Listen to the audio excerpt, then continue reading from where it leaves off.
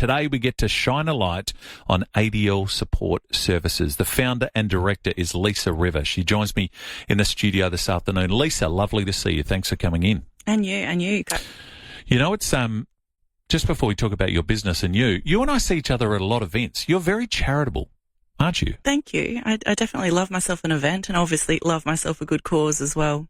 Are you someone, is that always been involved in your life? Like you always want to give back and give back to the community? Oh, as a person, absolutely. But when we founded ADL Support Services, it's almost actually 9 years, so 8.5 years ago, one of the core values that we had was to give back to grassroots causes, basically, that are looking at research and prevention of some of the diseases and conditions that we're actually supporting. We really wanted to be able to do a full circle and be able to look after and give back where we can to those causes as well. Well done, because we cross paths at these events, but you never get a chance to really dig deep, which we can do today. So you mentioned 7, 8, 9 years you've been doing this now, ADL? 8.5 years. What was the reason? Why did you start? Was there an instigator for it? Well, initially, through watching a close family member go through their own rehabilitation journey, it became really obvious to me that there was something really lacking, particularly in South Australia, which was age-appropriate supports. My loved one, who was recovering from an acquired brain injury, was being certainly medically looked after, but then in terms of re-engaging back into the community and going back home and re-establishing those routines, the only services that were available to him were designed for older Australians, which are fabulous, but he wasn't old. He was injured. Very, very different scope. It was all about rehabilitating him back to a life that you would expect a typical 30-something-year-old man to carry out. It's interesting. I find with these, people like yourself who give back, quite often there's a reason for it. Something happens to someone, you see something, and you say, you know, that's not right. I'll do this myself. That's a really great quality to have, to not just sit back and watch it, to go, you know what, I'll do something about this. Yeah, I certainly wasn't ready. I had a 6-month-old baby at the time next to me and about, so my third child. But it was just an overwhelming sense of duty, and I thought I had a background in nursing, so I felt that I was in the best position also to sort of come from that angle as well. And we initially started looking after people that had acute injuries, and then as the NDIS began to be rolled out in the state, sort of in the following 18 months since establishing ADL, we started to take on more and more of the NDIS scope of practice as well. Yeah, well done. So in that time, what are you now? How many staff members, locations, what are we talking? So we've got just over 100 community workers out there, and a few gardeners and different maintenance people as well. Our offices are based in Holden Hill, but we look after all of South Australia. Oh, so beg your pardon. Oh, I shouldn't say that. The girls in the office will have a heart attack. I would love to say we look after all of South Australia. We don't. We look after all of Adelaide and some of the sort of closer in rural areas to Adelaide. So places like Aldinga and Noarlunga and the Barossa and so forth, we can certainly facilitate as well. And what do you do? What are the services that you offer at ADL?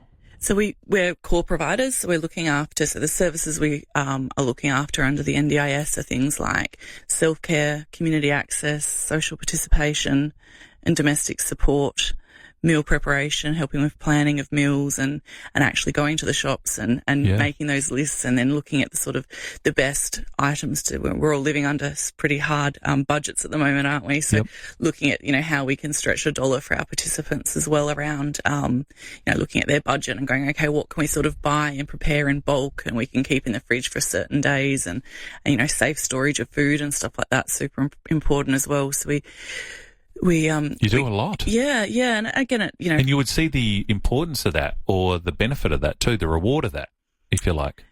Absolutely. It's life-changing work, and that's the beauty of the NDIS, is that there's a lot of people that perhaps have not previously had support that could have really benefited from support that we're now able under the NDIS to be able to put those, at times, sometimes minimal support. Sometimes it's only one visit a week. However, it's incredibly life-changing for people that need that additional support. If you're someone that can't, perhaps, or has a lot of barriers in accessing certain aspects of function that we consider, a activity of daily living, which is where we get our name from, and they need additional support in that, it can be really prevalent, even in the smallest amount. When you came from a nursing background, did you have any idea of what to expect in this business and with the NDIS and what? Oh, I might get in trouble for saying this, Leith, but I knew that I had to do my absolute best to keep South Australians out of hospitals. Oh, yeah, hospitals need to be for emergencies. That's a good thing. And so and there can be a lot of hospital avoidance by early intervention and support in the home and sustainable support in the home. It's interesting. We get more calls about NDIS, I think, than anything else on the station. Like, it's so prevalent and I'm a little bit on the outside because we don't have it directly with my family, but just to hear the stories of people, to have companies like yourself, people like yourself who are able to help, it's such a huge thing for people's lives, isn't it? Absolutely. It's an absolute pleasure. It's a space that's constantly changing. It's a revolutionarily new program. Australia hasn't seen such a new program be rolled out like the NDIS has, and I know that there's been some horror stories around as well, but essentially at ADL we're just people looking after people. All the tricky stuff around the funding and stuff like that, that's our job to work out. But when you take back all of the layers, I hire good people to look after other good people.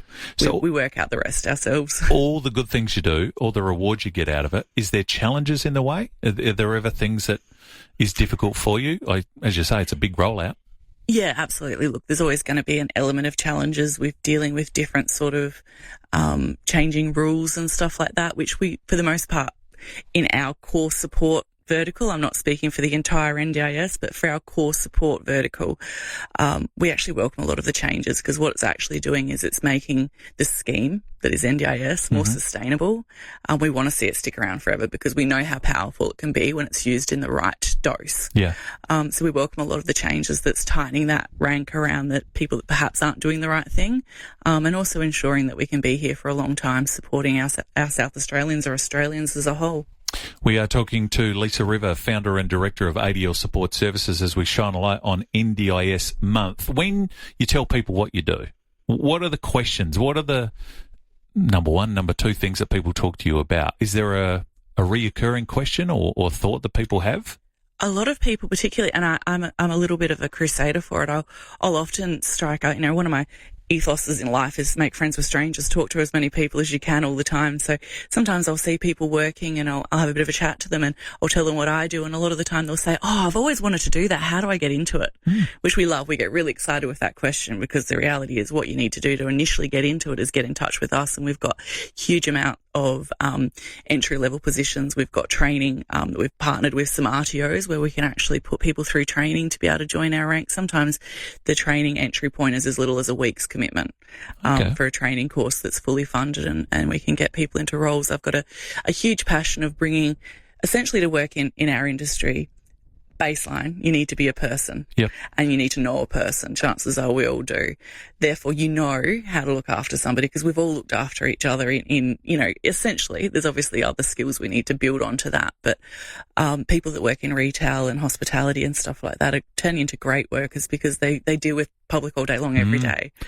And so I've got a real passion in bringing all of those skill sets into our industry because they become great workers because they've got this whole, just like I do, just like we all do, they've got a whole life story behind them that they can draw on while they're looking after other people. So it's a real passion for you. The reward then is twofold because it's not just the people you're helping, but also, as you say, if you're giving people employment too, because everyone wants purpose in their life, don't they? Absolutely. We love it was one of the things I didn't when I designed the company. Like I said, I was lucky enough that I could design it by design, and everything that we put in. And even now, all the programs that we put in and the verticals are done with purpose. I knew that I had a really great product for our people living in South Australia with injuries or disability, and now going into aged. But what I didn't realise was how powerful sustainable employment can be. One of our youngest guys that we hired back 8 and a half years ago, at 16, we hired him. He was at school and we hired him as a school-based apprentice. He bought his first house at 22. He still works with us. He's actually a department manager now. How good's that? Which is really cool. I've got goosebumps just talking about it. That's really cool. That's what sustainable employment does as well. Yeah, so you can see that. Absolutely. Can't you? I know when you work in NDIS, there's always stories of people that you've helped along the way that sort of resonate with you. I'm told yours is a guy called Gary. Yes. Can you tell us the Gary story?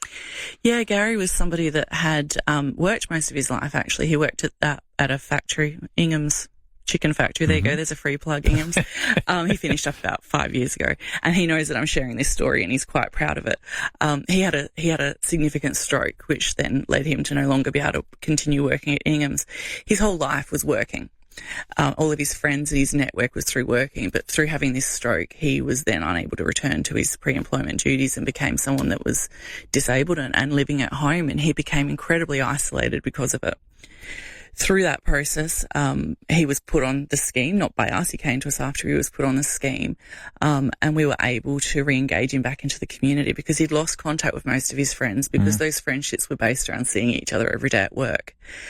And even the people that he did keep in contact with, he felt like he had nothing in common with them because they would still be going to work to and from. They'd be playing sport on the weekends and running around after their grandkids and so forth, where that was something that Gary couldn't relate to anymore. So we were able to firstly help Gary do the baseline supports to be able to stay at home safely. So putting in things like support around personal care and being able to assist him to have his showers and maintain his nutrition and medications and so forth. But then we also sort of looked deeper and went, okay, what can we do in terms of getting Gary a new support network or helping him continue with the support network that he'd already had, but more so in Gary's case, it was all about finding new peers. And we were able to engage him with a mainstream support, which was Men's Shed, which he goes to twice a week now. And he's been able to build a whole new plethora of friends and a real new interests and purpose with it, albeit a different body, but it's still an abled body.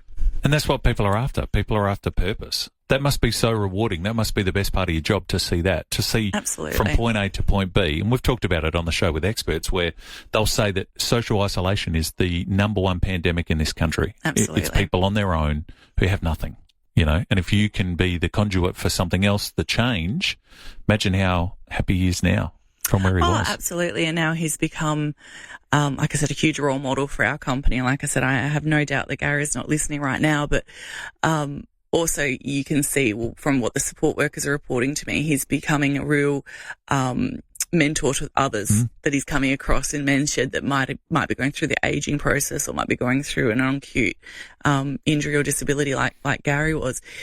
He's become a bit of a mentor in, you know, how you can learn to navigate a different life, albeit a life that perhaps he hadn't originally planned for himself. It's still one with purpose, which is really important. Come full circle. Well done.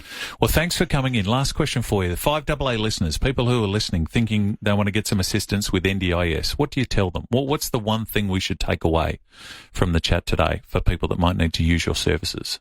To use our services, you can jump on our website, which is adlsupportservices.com.au. And on there's lots of different links to different things. And if you're looking at potentially becoming onto the scheme, then there's also links on there that will hook you up to the NDIS website, which has actually got the instructions there. Obviously, we're not able to make those decisions, but we can certainly show you the right direction to go to be able to get on the scheme as well. Well, congratulations. I say this often, your head hits the pillow at night and you know you're doing good work and good things for people. So that's what you want, job satisfaction. I'm the luckiest girl in the state, that's for sure. I've got the best team behind me as well, which is amazing. Well, congratulations to you, your team, for what you're doing, and thanks so much for coming in and talking to us about it. My pleasure. Really appreciate it. Lisa River is the founder and director of ADL Support Services. ADL, simple as that, supportservices.org.au. That's the website. .com.au. You can check it out, folks. It's part of our NDIS Highlight Month and see the great work that they're doing here in the metro and the surrounding suburbs and the small country towns too. ADL Support Services. Lisa River, my guest.